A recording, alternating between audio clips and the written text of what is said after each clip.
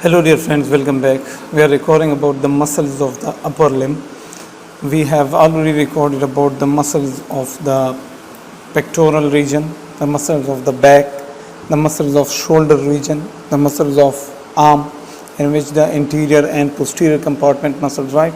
And the muscles of forearm, in that also the muscles of interior compartment, muscles of posterior compartment, then superficial compartments and deep compartments, everything we have discussed.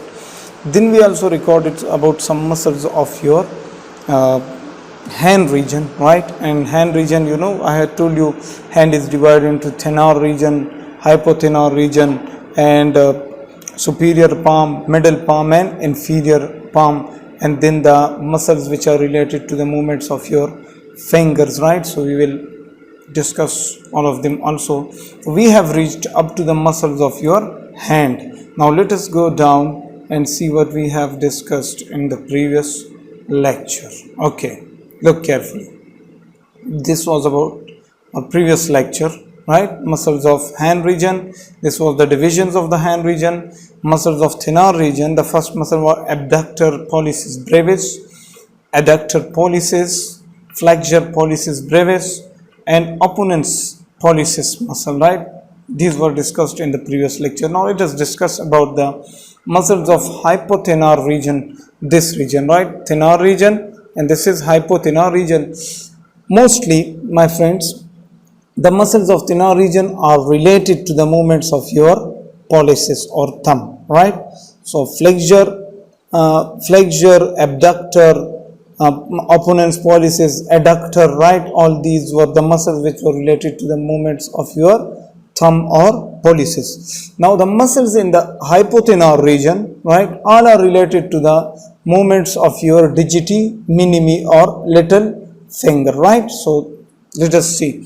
The first muscle is abductor digiti minimi. Abductor digiti minimi will cause the abduction of your small digit, abduction, right? So this movement, this is called abduction of your small digit. So abductor digiti minimi. Let's do it. Abductor digiti minimi is a short intrinsic muscle of your hand. It belongs to the group of muscles collectively called as hypothenar muscles due to their action on the fifth finger. This is your fifth finger or digiti minimi, right? Where is it located? It is located in the hypothenar region, right? It's located in the hypothenar region.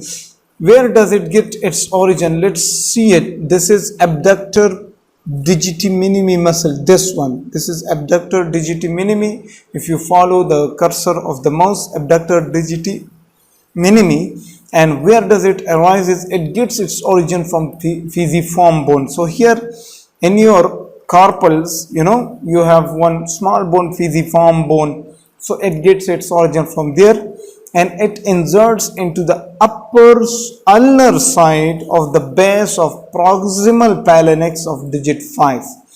Ulnar side, this is ulnar side of the base of proximal phalanx of digit number 5. So it gets its origin from here, right, pisiform bone, and inserts here, right? So this is the ulnar side of the proximal phalanx of the digit number 5, right here.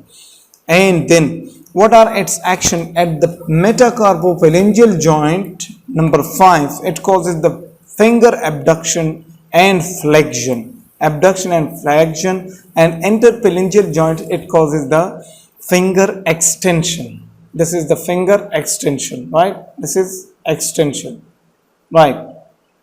And it is here flex, this is extension and abduction, extension and abduction, right? Abduction. Okay.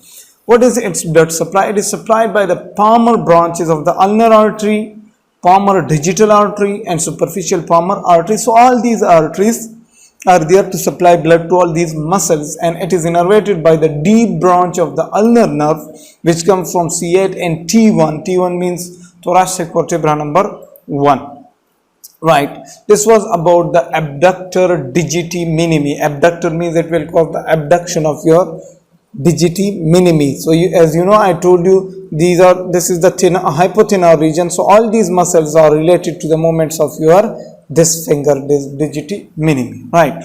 Next lecture we will discuss about flexure digitorum minimi brevis muscle. See you guys there.